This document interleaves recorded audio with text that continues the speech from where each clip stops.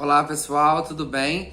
Nós vamos continuar falando sobre o continente asiático, tá? Nessa semana 5, nós vamos falar um pouco sobre a população desse continente, que tem uma característica muito importante, por isso que a gente tem que tirar um momento para falar só da população, porque o continente asiático, ele representa aí mais ou menos 2/3 da população mundial. Ou seja, mais da metade. A população mundial, eu não sei se já chegou a 8 bilhões, mas é mais de 7 bilhões de habitantes.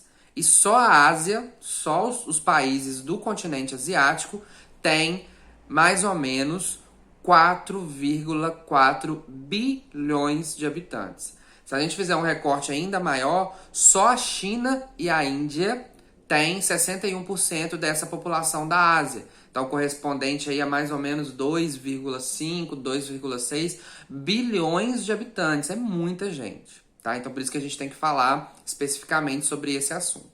Só que, apesar dessa população gigantesca que esses países têm na Ásia, essa população ela não está distribuída por todos os países de uma forma igual, todos os espaços. Não é assim. Por quê? A Ásia, apesar de ser um continente muito grande, é o maior deles, mas ele possui algumas características físicas que impedem que essa população se espalhe de uma forma mais homogênea pelo território. Primeiro, que uma boa parte é muito fria, né, mais ao norte, ali na Rússia, aqueles países. Outra parte tem um relevo muito montanhoso.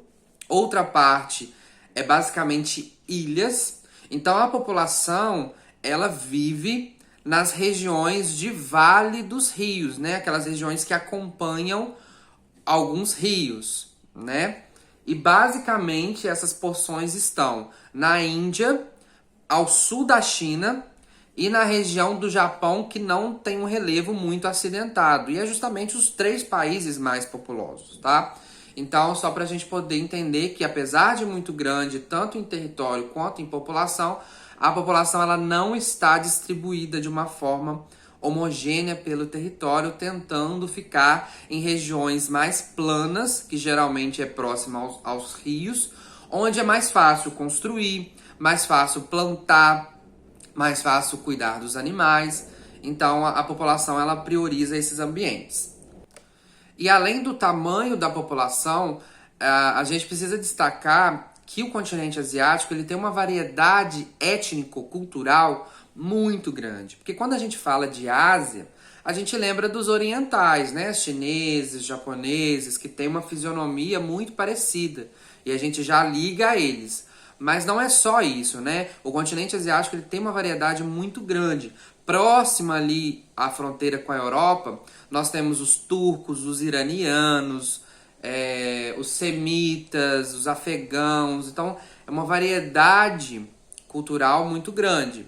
Arábia Saudita, aqueles países ali. Vindo mais próximo à China, aí nós já temos as características culturais desses povos. Mais ao sul, na região das ilhas, nós temos os filipinos. Então, é uma variedade étnico-cultural muito grande que está distribuída por esse território, tá? Então, a gente tem que prestar atenção também nessas características. E aí, né, tem até uma parte lá, uma atividade que fala que de cada 100 habitantes no mundo, 61%, de cada 100 habitantes, 61 é asiático, mostrando a importância do tamanho da população desse continente. De certa forma, isso sempre representou um problema, porque quanto mais gente, mais questões precisam ser resolvidas, né? E aí até alguns países eles colocam políticas de restrição às famílias terem muitos filhos. E na China, essa política ela ficou conhecida como a política do filho único, onde as famílias elas poderiam ter apenas um filho. A política do filho único, evitando que a população crescesse ainda mais.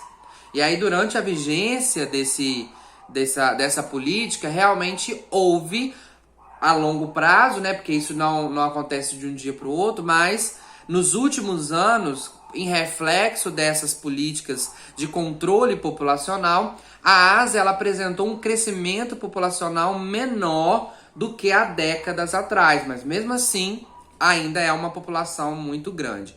Essa política ela sempre foi muito questionada, principalmente pelos direitos humanos, porque as famílias que não conseguiam manter apenas um filho e acabava tendo outro filho, às vezes tinha que manter essa criança presa dentro de casa.